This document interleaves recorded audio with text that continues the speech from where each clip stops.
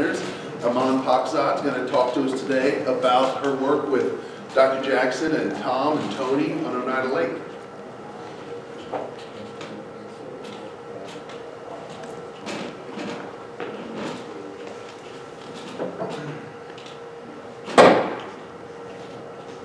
Good morning. This is my project on brown gobies and piscivory in Oneida Lake and large and smallmouth bass. So just a quick recap of what you just heard. The brown goby is one of the recent invasive species to have come to the Great Lakes area. They arrive from the ballast water from the Black Sea. They are benthic and generally prefer rocky substrates, but once a population gets to large enough numbers, they can be found in a wide variety of substrates. They are generally preferring to eat zooplankton and other benthic invertebrates, and they can breed every 3 to 4 weeks, temperature permitting, allowing for very quick population growth. But just so for Oneida Lake, they first appeared in 2013 when they were found by some anglers, but they weren't found in any of the regular sampling conducted at Shackleton Field Station where I did this work until the next year. And in 2014, they appeared in some of the trawl samples done, and they also made their first appearances in some of the piscivory diets in a white perch and a young beer walleye. And then by 2015, their population exploded to the point where the round gobies started to outnumber yellow perch as the most frequently caught fish in the trawls. And by 2015, their numbers had grown where they started appearing in some of the other gears as well, such as the fyke nets and the beach saints. And they also made appearances in the many diets of a variety of piscivories, such as the cormorants, the catfish, smallmouth bass, walleye, and white and yellow perch. And for those young of year smallmouth bass that year, they made up 16 of 17 identifiable fish in their diets. So just another recap, just the round goby invasions are generally associated with a wide variety of ecological effects, some positive, some negative. Some positive effects include increased food availability for piscivores, which generally leads to increased growth rate and recruitment. Round gobies are also known to eat large amounts of zebra and quagga mussels, which generally can reduce negative effects associated with those invasive species. Round gobies also can act as a predation buffers for some of the native forage fish, so while the predators are focusing on those round gobies, it can allow for a repopulation of some native forage fish.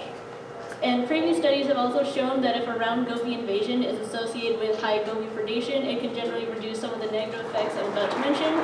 Some negative effects can include high competition for native invertebrates, as well as competition for nest sites, which can be especially damaging for log perch. Round gobies are also known to be egg predators, so while there may be increased food availability for adult fish, it could lead to a net negative impact on some of the native populations, depending on the rates of egg predation.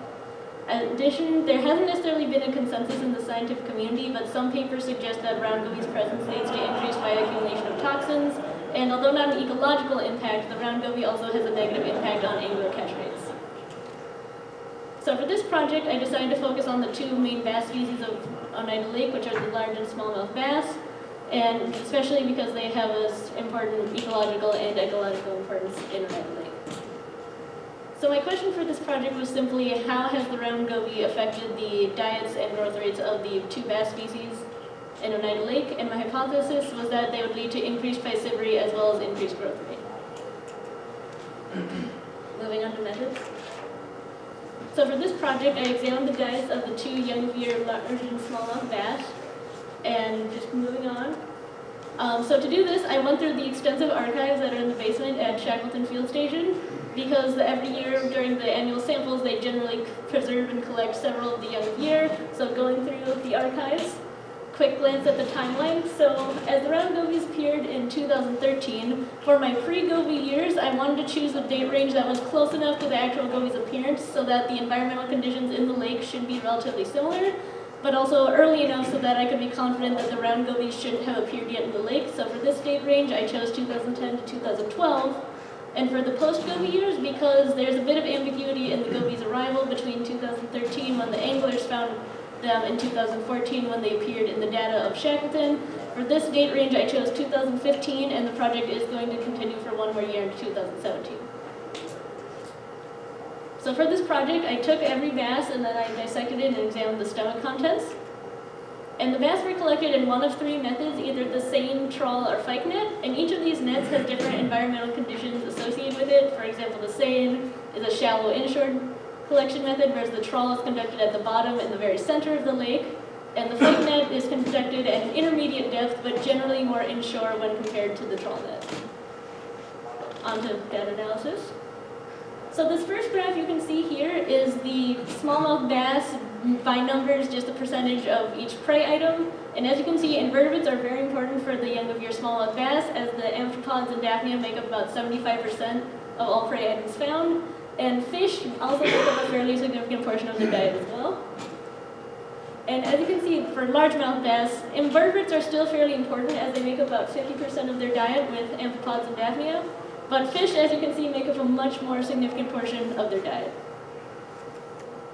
And then just to see which species the two bass generally prefer, on the left you can see the smallmouth bass have a high preference for darters, and increasingly, as we'll see more, for gobies. Whereas largemouth bass, their diets are almost entirely dominated by yellow perch, lepomis, and log perch. So the next following graphs are the piscivory graphs. The red bars will represent fish consumption, the blue bars will represent invertebrate consumption.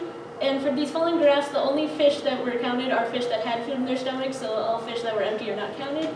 And as you can see, the largemouth bass are fairly consistently piscivorous, with almost 100% of fish that had food had at least one fish in them. And for my data, I didn't actually find any gobies in the diets until 2016, where they made up about 20% of all identifiable fish found. And the smallmouth bass are a bit less consistent and are actually very interesting. And as you can see, for 2015 to 2016, there is a slight increase in piscivory. And it is important to note that there is a bit of a decrease in 2012, but we can't attribute this to gobies because this is before the gobies actually arrived. And because this happened before the gobies arrived, it is hard to know whether this drop is due to just a one-off bad year in piscivory, or if it was perhaps a more permanent environmental change that could have led to a permanent indent on the smallmouth bass piscivory rate. So it is difficult to say at this point whether or not the following increase in piscivory is just the return to a natural equilibrium that is seen in 2010 to 2011, or if it is actually the round gobies having a benefit on the small goby piscivory rate. Smallmouth bass piscivory. And for smallmouth bass, the round gobies again were not seen in my data until 2016, where they made about 2/3 of all identifiable fish. However, for the regular sampling at Shackleton, as previously mentioned, there was about 90% of all identifiable fish in 2015 for the smallmouth bass diets. So we can definitely say that the gobies were a part of the smallmouth bass diets as early as 2015. So then just seeing whether or not the gear in which fish collected could have had an impact on their diets, I then broke down by gear. The first two sets of bars are the largemouth bass diets, the last three are smallmouth bass. As you can see, the pike nets have a very high piscivory rate for both large and smallmouth bass. There's two factors that can contribute to this. First is that the pike nets are the only gear of these used that were left in this lake overnight, and as such, there's both predators and prey in very tight quarters for a very long period of time, so it's possible that the bass were gorging on the prey overnight, leading to such an abnormally high piscivory rate. Furthermore, the pike nets was conducted the latest in the season of all these gears, so as the fish were older, it is generally assumed that the older fish would be larger and therefore able to eat more fish better than their younger, smaller counterparts. And then, as you can see, the seine net generally has the lowest piscivory rate of the gears, and then trawls have about an intermediate piscivory rate. Next, just to confirm the assumption that age did lead to increased piscivory, I then broke down my data by time of year in which the fish were collected. And largemouth bass are not as interesting, as again, they are very consistently piscivorous regardless of what age they are collected. The smallmouth bass, on the other hand, there is a most definite trend of increased piscivory depending on age. Next, just to quick look at the growth rate for the overall size, you can definitely see with the largemouth bass, which is the blue line, there is a slight increase between 2015 and 2016. However, this isn't significant and doesn't necessarily break from the overall average. The red line, on the other hand, for smallmouth bass, there's a definite increase which all the way through 2014 to 2016. So we can definitely say that the smallmouth bass have started growing larger since the brown gobies have arrived. And just looking into, again, by size, since we definitely haven't necessarily seen any significant changes in overall piscivority rate, perhaps there was a change in which the timing in which the smallmouth bass and largemouth bass have started eating fish. So I then broke down the data by size. The warm colors are the goat fish consumption, and the cool colors are the invertebrate consumption, with the red and blue being the post-Goby arrival data. So as you can see with the red line, there we go. Okay, so for the red line, you can definitely see that it's a bit higher, a bit earlier than the orange line. So this generally suggests that the largemouth bass, at the very least, started eating fish a little bit earlier since the gobies arrived. So this could lead to some generally positive effects for the largemouth bass.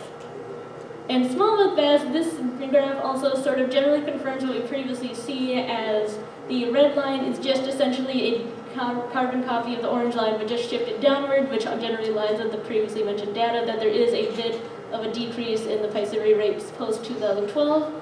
But as the shape is nearly identical to the orange line, this generally suggests that there isn't a difference in the timing in which the fish start to eat. The smallmouth bass start to eat fish, which generally would suggest to me that there isn't necessarily going to be a negative impact on the smallmouth bass since the round gobies arrived. So just what we can conclude so far is that the round gobies are definitely in the diets and the large and smallmouth bass, and while there isn't necessarily a change in the average piscivory rate, the largemouth bass are definitely eating the fish younger, and the smallmouth bass are definitely growing larger since the gobies arrived.